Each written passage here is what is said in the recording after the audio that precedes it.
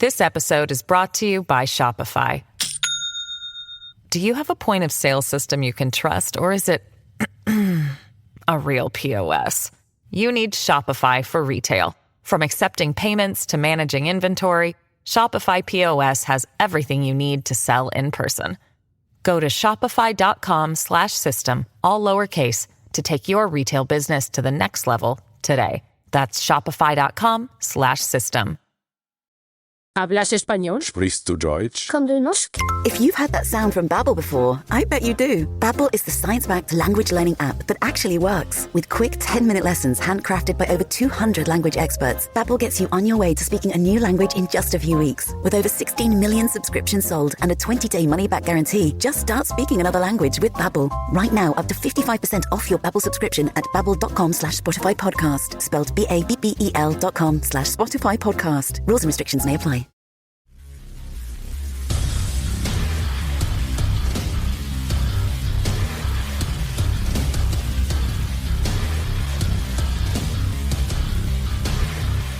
Olá pessoal, bem-vindos a mais um episódio de Mil Crimes. Eu sou a Bruna e este é um mini episódio.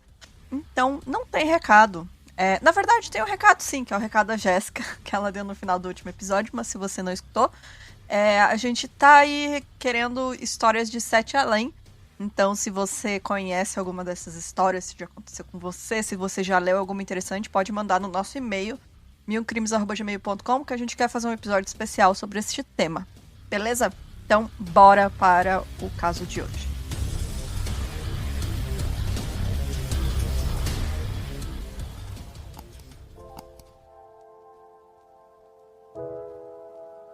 Profissionais da saúde que são serial killers são casos que chamam a atenção pelo número de vítimas. Até esses enfermeiros, médicos, técnicos, finalmente serem pegos, eles já passaram anos assassinando pacientes em condições terminais ou até mesmo que tinham chance de se recuperar e não puderam porque foram assassinados. Todos acabam admitindo que, assim, pode até começar como um ato de misericórdia, de você tirar o sofrimento daquela pessoa, como uma eutanásia, porque a pessoa quer parar de sentir dor ou estar ali naquela cama, sem poder sair, mas essas pessoas, na verdade, eles acabam admitindo que sentem muito prazer em ter esse poder quase divino, de determinar a morte de alguém. E apesar de serem raros estes casos, eles acabam atraindo muita mídia, justamente pela figura que eles representam de alguém que tá ali pra ajudar, mas na verdade é uma pessoa que tá ali pra matar.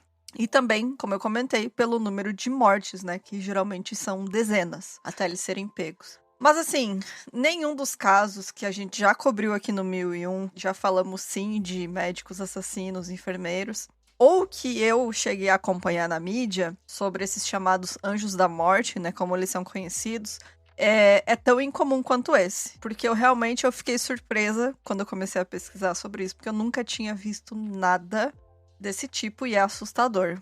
Tudo começou em 1983, quando uma enfermeira chamada Waltraud Wagner, então com 23 anos, assassinou o seu primeiro paciente com uma overdose de morfina. Algumas fontes dizem que essa paciente tinha 77 anos e ela implorou para que a Waltraud acabasse com o seu sofrimento até que ela aceitou. E aí o fato é que a Waltraud simplesmente amou a sensação de ter a vida de alguém em suas mãos e acabar com ela. Então ela amou essa sensação de poder, de você matar uma pessoa. A Waltraud trabalhava no pavilhão 5 do Hospital Geral de Linz, que é um distrito de Viena, na Áustria. E essa ala onde ela trabalhava, ficavam os pacientes mais velhos, os pacientes em estado terminal, com transtornos psiquiátricos ou que precisavam de mais atenção. Enfim, aquelas pessoas que vão passar muito tempo no hospital ou que já estão ali em fase mais terminal mesmo, que não vão conseguir se recuperar e sair do hospital e ter alta. Ela fazia o turno da noite. E entre as outras enfermeiras, que eram suas colegas, estavam outras 3 mulheres, na verdade. Que eram a Maria Gruber, que era mãe solo e tinha largado a faculdade de enfermagem. E ela tinha 19 anos, então ela trabalhava lá como técnica de enfermagem. Ou ajudante, na época.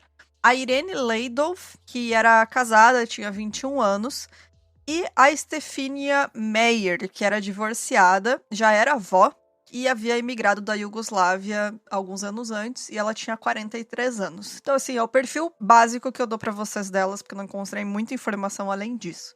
São apenas essas informações que eu tenho. O que a gente sabe é que a Waltraud, ela era líder do grupo, que esse grupo que se formou dessas 4 mulheres ao longo dos anos que ela trabalhou lá. E juntas elas iam aprendendo as técnicas assassinas que elas iam usar para matar seus pacientes por qualquer mínimo problema que eles apresentassem. Então, assim, ela foi recrutando realmente essas mulheres. Eu não sei como ela não chamou alguém que denunciou ela. Não sei. Eu acho que ela meio que percebeu que eram pessoas que ela podia manipular e que iam gostar daquilo. Eu não sei. Isso pra mim é o mais bizarro dessa história. Como essas 4 pessoas se juntaram e concordaram em assassinar pessoas. Isso pra mim é muito assustador. Como pode juntar 4 pessoas dispostas a fazer isso. E, enfim, assim, no início, elas usavam injeções de morfina e outras combinações de drogas, mas depois elas acabaram mudando o modo de matar para o que elas chamavam de cura da água. O que era essa cura da água? Consistia em uma delas segurando a cabeça da vítima e tampando seu nariz, enquanto a outra derramava água pela garganta da pessoa. Às vezes elas usavam um instrumento para baixar a língua da pessoa, né? Deixar ali de boca aberta. E a pessoa era forçada a respirar pela boca, porque tava com o nariz tampado. E geralmente eram velhinhos, né? A maioria deles eram velhinhos já sem força. Alguns tentavam lutar, mas não tinham tanta força física. Já estavam ali de cama. E isso resultava em uma lenta e agonizante morte por afogamento, que poderia levar de 45 minutos até 1 hora. Como a maioria desses pacientes era idoso e casos de morte por fluidos nos pulmões eram comuns, ninguém suspeitava dos assassinatos. E porque, assim, no começo era bem esporádico, né? Elas levavam meses para matar uma pessoa, mas com o tempo foram aumentando a frequência. Quando, assim, qualquer paciente que irritasse elas, pelo mínimo motivo, elas planejavam a morte para o dia seguinte. Elas diziam assim, isso aí vai ter um ticket com Deus. Os motivos podiam ser, assim, os mais ridículos, como a pessoa roncar, a pessoa sujou os lençóis, afinal, é uma pessoa doente que está no hospital, né, gente? Então, óbvio que acidentes vão acontecer, mas para elas isso já irritava e elas não queriam ter trabalho. A pessoa recusou a tomar os remédios que ela precisava, ou chamou pelas enfermeiras em horários inconvenientes. Então, o vovozinho acordou de madrugada com dor, não pode chamar a enfermeira, porque senão no dia seguinte ele vai morrer. Era basicamente isso. No início, as mortes eram aleatórias e bem esporádicas, como eu comentei, mas por volta de 87, o número de mortes já começava a chamar atenção no Pavilhão 5, que passou a ser chamado de Pavilhão da Morte. E aí, eu já pergunto por que ninguém começou a investigar isso, né? Quando você já tem o nome do lugar, o Pavilhão da Morte, que todo mundo que vai pra lá morre. Pode ter alguma coisa errada, né? Não deveria ser assim.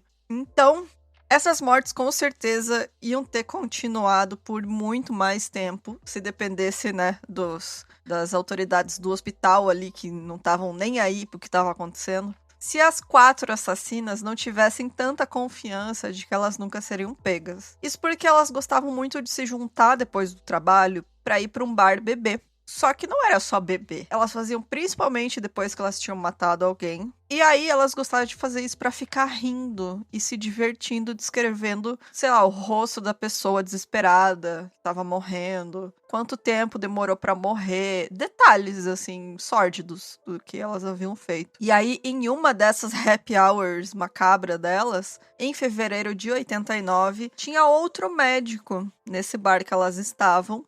Ele estava sentado um pouco próximo e ele começou a ouvir partes dessa conversa, assim. Ele, imagina, né? A pessoa escutou elas falando de paciente, enfim, começou a ouvir pedaços e percebeu que elas estavam falando de ter matado pacientes. Então, ele ficou horrorizado, foi até a polícia e denunciou as 4, e aí a polícia começou uma investigação que durou 6 semanas e levou, sim, na prisão. Acabou com a prisão das 4. O Dr. Xavier Pezendorfer, que era o médico responsável por aquela ala, foi suspenso em abril de 89, depois que rolou essa investigação em as prisões, porque ele não iniciou uma investigação para apurar suspeitas. Ele acabou dando depoimentos depois falando, essas pessoas morreram por crimes, não há nada que a gente podia ter feito. Sendo que podia, né? Podia ter iniciado a investigação bem mais cedo. Ali, quando começaram a chamar o pavilhão de pavilhão da morte, ala da morte, quer dizer que tem alguma coisa errada, né?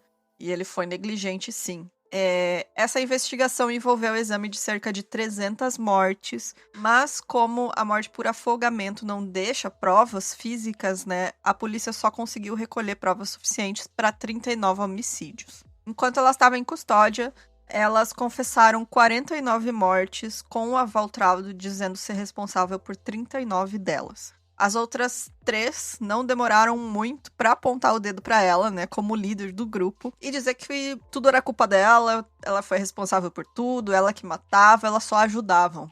Olha só que coisa, né? Eu só ajudei. Elas afirmaram que nos últimos 2 anos, a Valtraudo foi responsável por mais de 100 assassinatos. Conforme as outras iam adicionando vítimas à lista da Valtraudo, porque, assim, 39 que ela falou de nome, né? Então ela falou, eu lembro desses. E as outras foram falando de outras que elas lembravam. Só que, conforme as outras foram falando, ela foi voltando atrás na confissão inicial. E na altura do julgamento delas, que aconteceu em 91, ela afirmava ter matado apenas 10 pessoas. E essas 10 pessoas seriam pacientes terminais que estavam implorando para morrer. Então seriam mortes de misericórdia, assim, assassinatos de misericórdia, a eutanásia, basicamente. A Valtraud Wagner... Nem os jurados, nem o juiz foram convencidos por essa história dela, porque ela realmente sentia muito prazer em matar as pessoas de um jeito horrível, que elas acabavam sofrendo demais. Ela foi condenada por 15 assassinatos, 17 tentativas de homicídio e 2 acusações de agressão agravada, e recebeu uma pena de prisão perpétua. A Irene Leidolf também pegou prisão perpétua por 5 assassinatos e 2 tentativas de assassinato. A Stefania Meyer recebeu condenação de 15 anos de prisão por homicídio culposo e 7 acusações de tentativa de homicídio. E a Maria Gruber também foi condenada a 15 anos por 2 tentativas de homicídio. Desde então, já faz muito tempo que isso aconteceu, elas foram condenadas, então, em 91. As 4 estão em liberdade. Eu não consegui encontrar informação se elas ainda estão vivas, mas eu imagino que a Stefania, que era mais velha, provavelmente não está viva. Todas elas cumpriram pena e foram libertadas da prisão. A Valtraud e a Irene foram liberadas em 2008 por bom comportamento. E a Stefania e a Maria foram libertadas alguns anos antes e receberam novas identidades como precaução para não ser atacadas por vigilantes, né? Pessoas que iriam matá-las. Assim, que querem fazer justiça com as próprias mãos, né? E é isso, gente. Eu não consegui. Eu queria achar mais informações se... Provavelmente as outras 2 também receberam identidades novas. E com certeza elas têm aí elas são obrigadas, né, a não voltar a trabalhar como enfermeiras, porque seria um absurdo elas poderem voltar a trabalhar com isso. Mas é isso, é um caso que eu achei muito bizarro e eu achei interessante trazer pra vocês, porque você tem... A gente já trouxe vários casos aqui no podcast de casais, né? Casais assassinos que saem aí no spree killer, né? No assassinatos que são, assim...